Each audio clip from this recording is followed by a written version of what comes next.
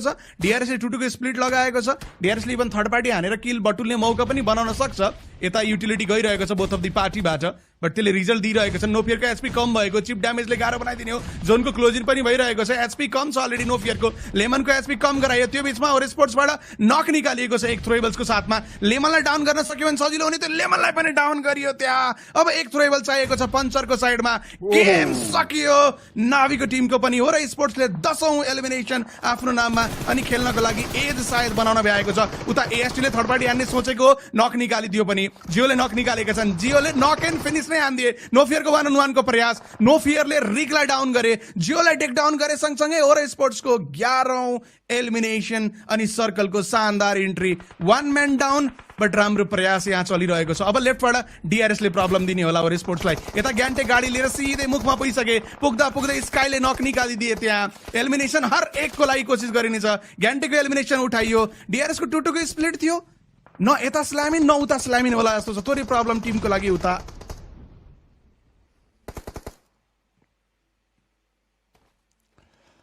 top 4 मा game convert भइसकेको छ 40 सर्भाइभ गर्दैछन् ओरे स्पोर्ट्सको लागि राम्रो एलिमिनेसन पोइन्ट आइसकेको हामी देख्न सकिन्छ डीआरएसको टिम पनि सर्भाइभ त गर्दै थिए उनीहरू एकपछि अर्को गर्दै नक फेस गर्नु परेको छ एक्सएमपीएल डाउन च्याम्पियनले त्यो एलिमिनेसन सेक्युर गरिदिए डेल्टा स्मोक भित्र हटाउने कोसिस गर्दैछन् किलर वाइटीको तर्फबाट च्याम्पियनको प्लेयरको अगेन्स्टमा डाउन निकालिँदैछ डेल्टाको पोजिसनको बारेमा आइडिया थियो डेल्टा गर बी टेकन डाउन स्काईको नेडले काम गर्न पुग्थ्यो एलिमिनेसनहरू कसैले स्टिल गरिदिन सक्नेछ त या स्टिल गरिदिएको छ एलिमिनेसन स्काईको एलिमिनेसन कसैले पिक गरिदिए च्याम्पियनको अगेन्स्टमा किलर वाइटी सर्ट दिन त खोज्दैछन् उनी अब अन्तिम एक प्लेयर मात्रै बचेका हुन् उनको पोजिसन प्रेडिक्टेबल भइसक्यो स्मोक भएको एरियातर्फ च्याम्पियनका प्लेयर सर्ट दिन त्यो खालको इन्भल्भमेन्ट देखाउँदैछन् यहाँ 40 को अगेन्स्टमा प्रेसर दिन जानु पर्यो च्याम्पियनको टिम म त त्यही नै देख्दैछु ताकि ओरे स्पोर्ट्सको टिमलाई अझै बढी सहज हुन पुग्ने थियो यो म्याच एन्ड गराउनको लागि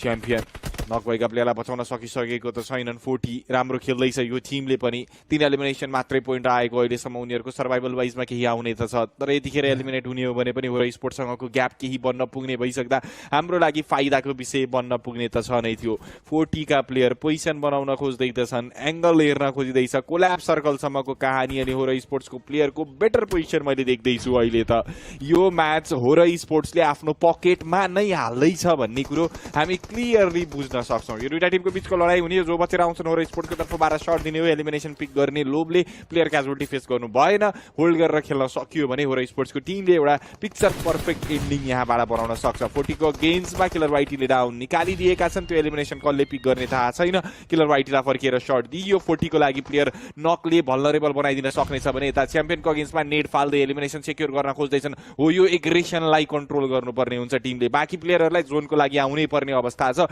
यो सिचुएसनमा आफूले ग्रिप लुज नगरौं ओरे स्पोर्ट्सको टिम आरामको गेम उनीहरूको लागि बन्दैछ यहाँ राम्रो एलिमिनेसन गेम बन्न सक्छ यहाँ नकीलाई नक निकालिएको छ थ्रोएबल्सको साथमा लेफ्ट साइडबाट T24 आउँदैछन् स्लिपी एलिमिनेसनको लागि टोटली फोकस रहेका थिए नकी फिनिश भए C1 को प्लेयर यही साइडमा रहेका छन् स्काईले अहिलेसम्म देखिसकेको अवस्था छैन रेस्पोर्ट्सको लागि 13 एलिमिनेसन अलरेडी यो म्याचमा बनिसक्यो टेबल टपको स्थान यो म्याचले उनीहरूलाई बनाउन सक्छ एक्सपोज भएर क्लच खाने हुन् कि भन्ने डर हुन सक्छ बिकज ओपन फिल्ड छ झ्याममा कोही उठ्यो कहानी बिग्रिहाल्यो एक एलिमिनेसनको लागि स्काई ओपनमा नै गएका थिए आईक्यू लास्टमा स्ट्यान्डिङ टिमको लागि 14-15 एलिमिनेसन 16 को लागि टिम भाग्दैछ अगाडिपट्टि रहेको हो टिम 40 उनीहरूलाई पनि शटडाउन गर्दै बिग चिकन डिनर यो ग्रान्ड फाइनलको सबैभन्दा बिगेस्ट एलिमिनेसन चिकन डिनर हाम्रो भन्दै ओरे स्पोर्ट्सले #1 शानदार पारामा क्लेम गरेको छ अब भोलि उनीहरूको पोइन्ट्समा +10 गरिने हो अनि त्यसले दिने हो स्म्याश पोइन्ट्स अनि त्यसलाई क्रस गरेर ताल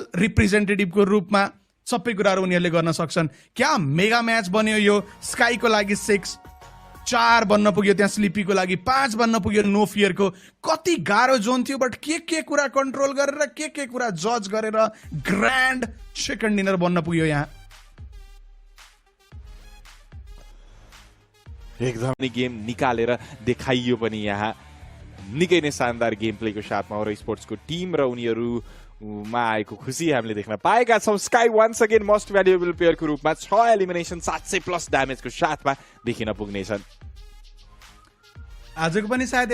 ओइ एमभीपी मा पनि त थिए साथी मैले त हिजै भुलेको एमबीपी लिस्टमा पनि थियो नि हिजोको दिन सकिँदाखेरि आज पनि राम्रो एलिमिनेसन उनको साइडबाट आएको छ ओभरअल टिमले क्लिक गरेको छ स्लिपी चलेको छ नो फियर चलेको छन्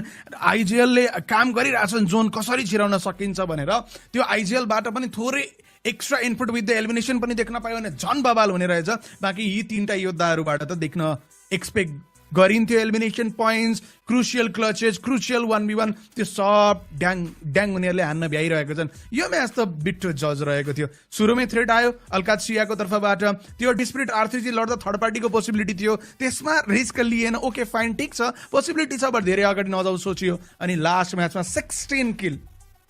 सेकेन्ड डिनर त्यहाँ बनाइएको छ 26 पोइन्ट्स बाइ द वे याद गरौँ हाइएस्ट पोइन्ट्स इन अ म्याचले पनि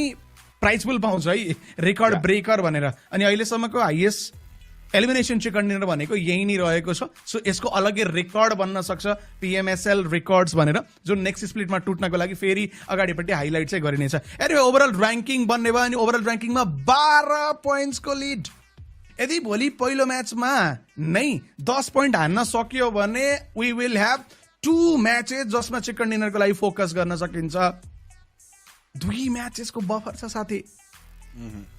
हैन अब तपाईहरुलाई बताइदिन्छु स्म्याच पोइन्ट्स अब भोलि 135 हो र स्पोर्ट्सले पहिलो म्याचमा 10 हान्यो भने 135 पुग्यो नेक्स्ट म्याचमा चिकन डिनर हान्यो भने टुर्नामेन्टै सक्यो बाँकी म्याचेसै हुँदैन हो स्पोर्ट्स सीधा सीधा डिक्लेयर्ड एज विनर बन्ने छ 40 छ त्यहाँ एपीजी पनि रहेको छ बट एपीजी धेरै धेरै अर्ली निस्क्यो 40 ले केही पोइन्ट्स लग्यो 40 अर्ली निस्केको भए त हामीसँग 3 म्याचकै बफर हुँदो रहेछ स्योर सर्ट पिएमडब्ल्युसी अलमोस्ट तर्फ टिम ढल्किने रहेछ क्या